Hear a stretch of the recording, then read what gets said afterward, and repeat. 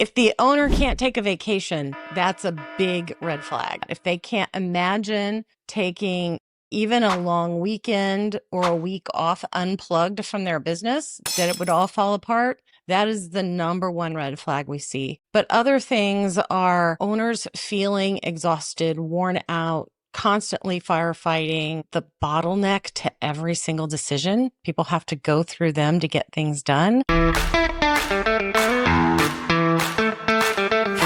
Hey, everybody. Welcome back to the Scale Smart, Grow Fast podcast. Too many businesses hit a ceiling because the owner is still at the center of every decision. In this episode, Susan Fennema, Chaos Eradicating Officer at Beyond the Chaos and co-author of Efficiency Amplified, shares how to eliminate operational chaos, build scalable systems, and finally break free from day-to-day dependency. With 30 plus years of operational expertise, Susan offers practical strategies to help business owners reclaim their time and lead with clarity. Susan, thank you so much for being on the podcast. How are you doing today? Thanks so much for having me. I'm doing great. I am excited to get this week going. Love it. I love that energy. Susan, can you tell us more about your background? What has kind of given you this operational expertise and what made you decide to help businesses with their operations? Well, what's given it to me, it's God-given talent for sure. I was just born organizing things. I used to sit around with a jar of buttons when my mom sewed and organized them by color and size when I was about 3. So all of it comes very naturally. Throughout my career, I've worked for small business owners before I started out on my own. I was doing this. I didn't know what the job was called. I had different titles, but I was always process oriented. I was always taking the load off the owner. I was always trying to simplify and streamline. And then in 2016, I went to look for what's going to be my last job. And I said, why am I looking for a job? It takes a long time to earn the trust of the owners in a work environment where they let you make those changes. So why don't I just work for all of them at once? And so Beyond the Chaos converted itself from a closet clean out side gig to serving businesses and their owners to really help them get beyond the chaos. Awesome. Now you talk about owner dependency, and it's a major roadblock to growth. What are some of the biggest warning signs that a business is too dependent on its owner? If the owner can't take a vacation, that's a big red flag. I would say that's right off the bat. If they can't imagine taking even a long weekend or a week off unplugged from their business, that it would all fall apart. That is the number one red flag we see. But other things are owners feeling exhausted, worn out, constantly firefighting, the bottleneck to every single decision. People have to go through them to get things done. A lot of times too, you'll see team members that feel like they don't know what to do next, or they have to get an approval in order to move forward. And that actually doesn't attract the best employees. So you also will start to have, a lot of turnover with that. Sometimes we see clients who come to us and they're mad at their clients for asking for service.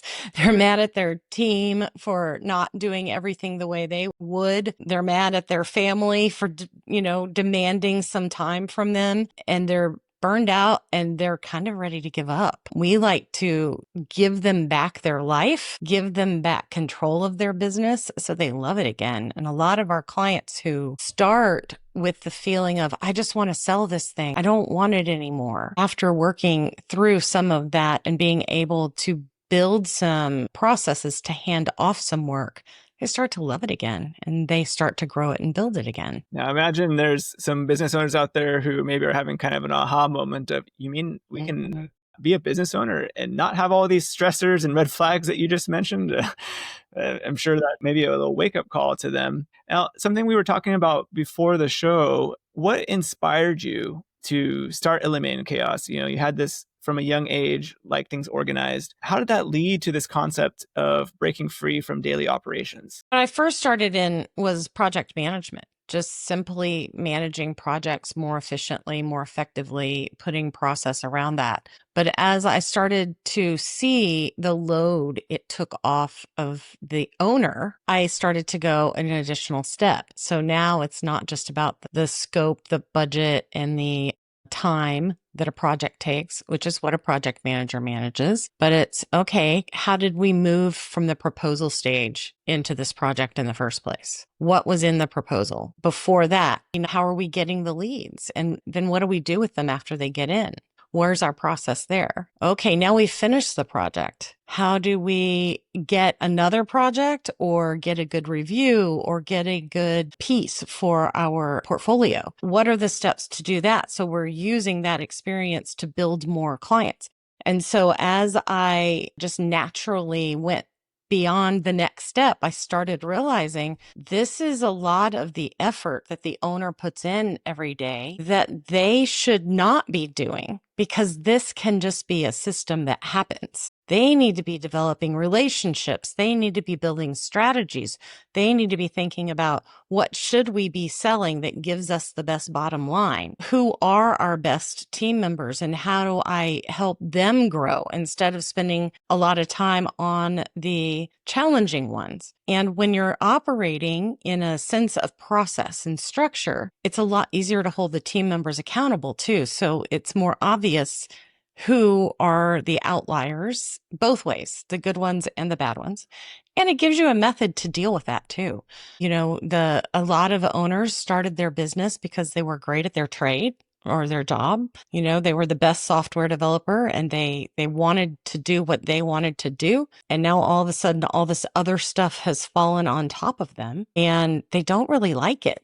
They want to do their craft and they want to be more visionary, thinking about the future. And instead, they're bogged down in the details. Now we call that a fractional operations support or an integrator. I don't think that those terms were around before about 2019, 2020. So no one knew what to call them, but we were there doing it, and there were people doing it. There might be COOs that were hired, but a lot of the small businesses believe, and still probably do believe, that they can't afford that and they can't afford the project manager. But you do a little work and it doesn't take long to realize you can't afford not to. Yes, you can't afford a $250,000 COO, but can you afford a, $300 an hour COO for 5 hours a week? Probably. Totally different thing. One thing you mentioned earlier was that feeling of, people come to you and they want to just walk away. They want to exit the business, but they can't because they are that bottleneck still. I want to talk a little bit more about that, how having this kind of solution that you offer with operations can actually make the business both more enjoyable and also a saleable asset at that point. Absolutely. So a lot of people that want to throw up their hands and walk away because they're overwhelmed, they can't because they are the business. So even if they went about selling it, they're going to end up having to work for somebody for 3-4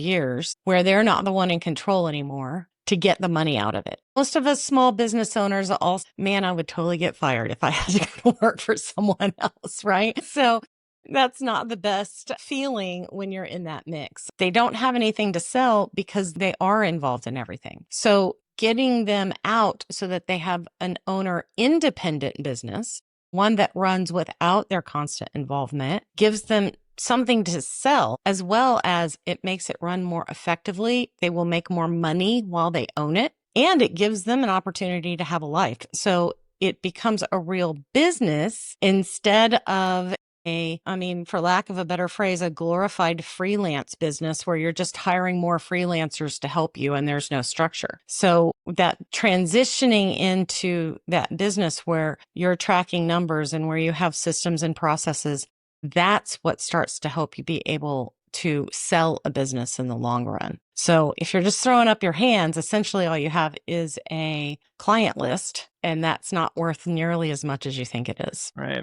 So if someone is wanting to get to that next level of either having a much more enjoyable business and or having a more saleable asset, what are some of the first steps they should take to begin removing themselves from the center of every decision? The first step I always ask people to take is just start writing down what you're doing every day. I'm not a big paper fan, but this is a situation where paper does come into play. Just jot it down as you're going. Very little distraction. You don't have to keep track of the amount of time. You can come back and estimate that later, but document that. And then at the end of a week, Add the things in that you do monthly, quarterly, annually, and then also the things that you didn't do this week that you hate. Write those in there too. Make that whole list and then start figuring out how much would you pay somebody to do each of those tasks. And real fast, you're going to figure out that you, who is probably a $200, $300 an hour, maybe more person, you're doing $15, $20 tasks more than you're doing other things. That's where you start. Those little tasks are the ones that you want to give away first, or maybe stop doing altogether. Should anyone be doing them at all is always a good question. Then once you've identified those tasks, start documenting the process you're following to do them. It could be a Loom video just to get started, something fast, and then find that right, usually an assistant or a project manager, depending on your business. Those are usually the first two hires we would recommend. They do not have to be full-time. They can be part-time, and start offloading that work to someone that has a better skill set. They're probably better at those tasks than you are as well. And that starts to free up your time. Yeah, I love that. So many people think about delegating or handing off these tasks, and they maybe hesitate because they think, well, I don't like doing this task. Like maybe it's the bookkeeping or the project management or whatever it is. And they're like, I don't like doing it. So, if I would feel bad like asking someone else to do this. But in reality, there's probably people out there that like doing these tasks. Take us, for example. We love doing all things operations. We're good at it. That is our happy place. And, most business owners hate all that stuff. They don't like any of it. They don't want to write their process. They started their business so they could do it however they wanted. And processes just seem like bureaucracy. They really are the things that help set them free. It's tedious to get it done. Yeah. So it's actually creating a better situation overall. You're giving work to people who enjoy doing the work. And as the owner, you're freeing yourself to do the high level strategy, have the free time you want, and have a more enjoyable business. Great combination there. Now, you've identified several ways to eliminate chaos.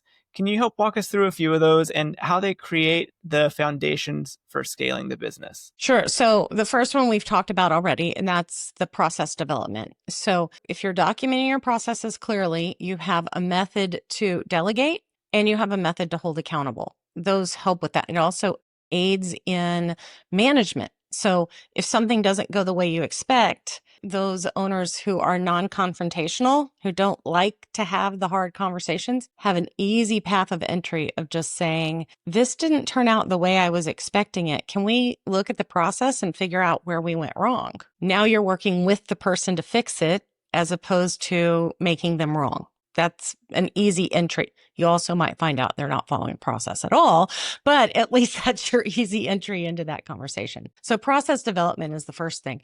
The second thing is project management, and that is really how you're moving your deliverable through the business. What are the steps? What software are you using? Is it effective? Does the whole team know how to do it? Or did you just throw a magic tool out there and wish them luck? Is it implemented in a way that is useful? Everyone's using it the right way. I can't tell you how many times we've had clients tell us, well, I've tried Trello, Asana, Monday, Basecamp, Teamwork, none of them work. Okay, no, actually they all work and many businesses are running on them. It's all about the structure setting up around them. So using those tools properly to manage projects with clients, that's the second part of that. And then the third part of it is using your time intentionally. So if you're looking at your calendar, how are you preventing interruptions?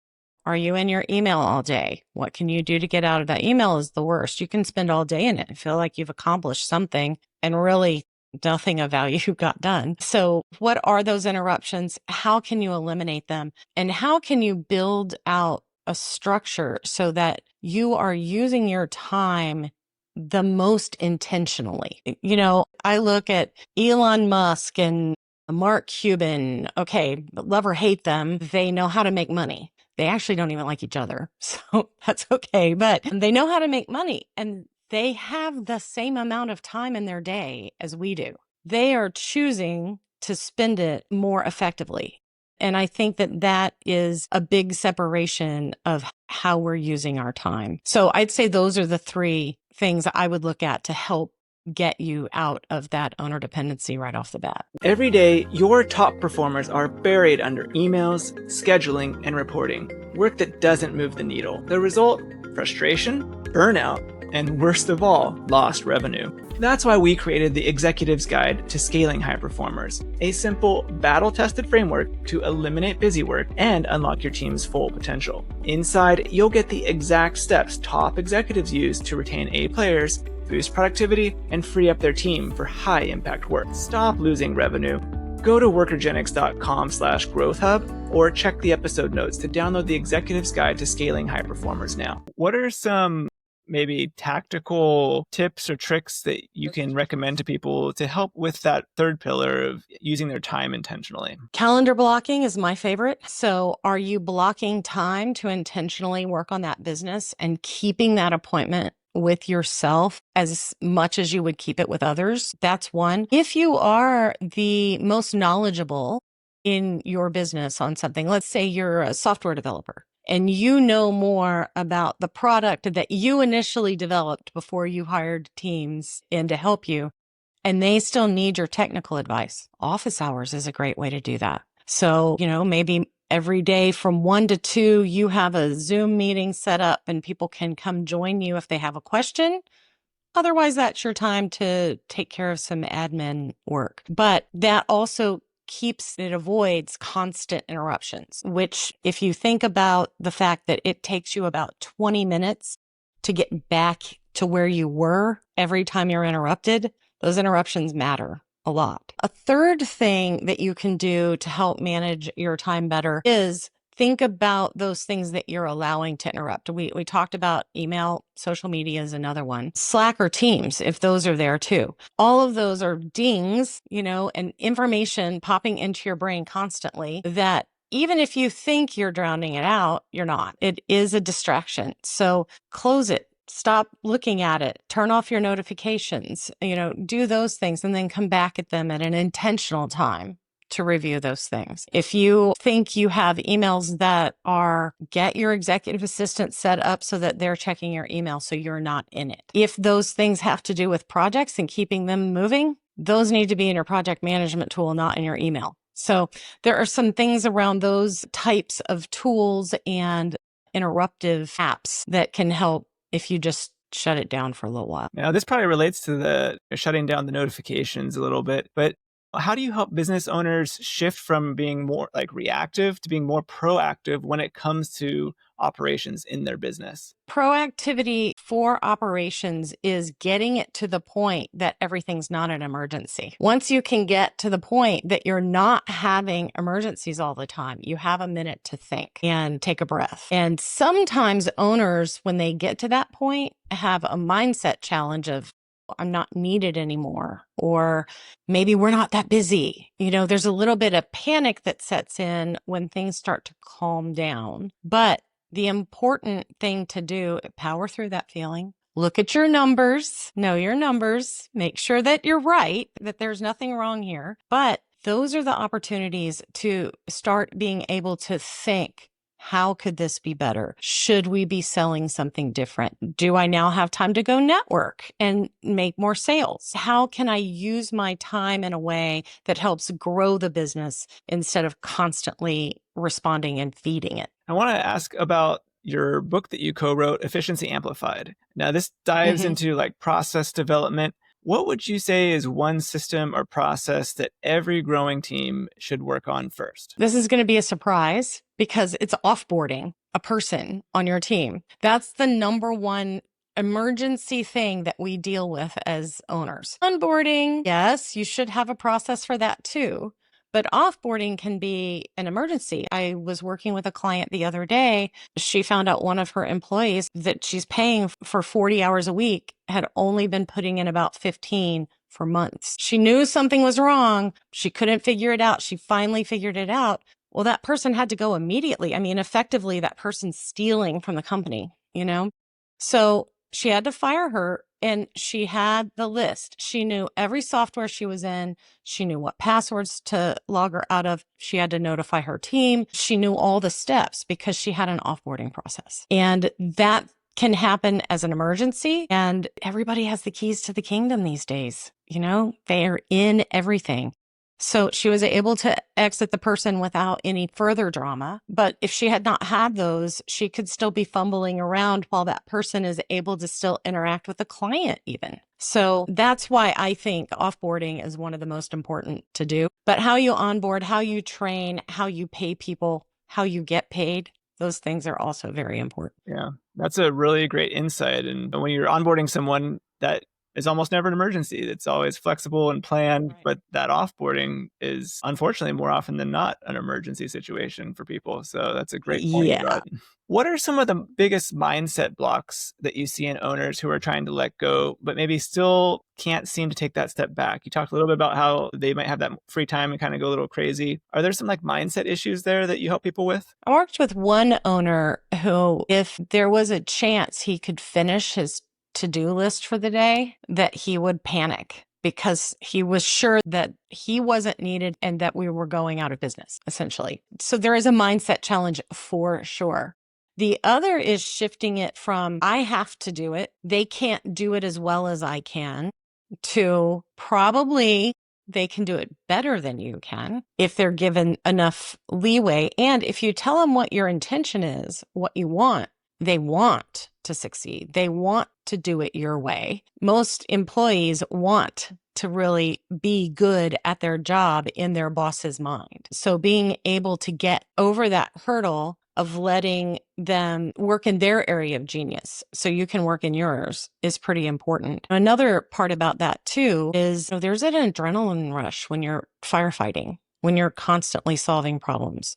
You get an adrenaline rush. And when that goes away, you crash. And so there is a physical part of letting your body recover from working in that type of, especially depending on how long it's been, but working in that type of environment that you created for yourself, of letting your physical body say, it's going to be okay. Let's get some rest and come at this a different way. So there's a lot of mindset as well as physical challenges that come with letting go. Yeah. You mentioned, having your employees do things as well as you would, or if not better. That comes also back to like maintaining the vision of the business that the owner had. How do you help leaders maintain that control and make sure the vision passes on to their employees while still empowering them to lead and make decisions within the business? So we're not culture experts, but making sure that you have one. Well, I mean, everybody has a culture, whether they intended it or not, right? But being intentional about how you're sharing that vision. Are you being open? Are you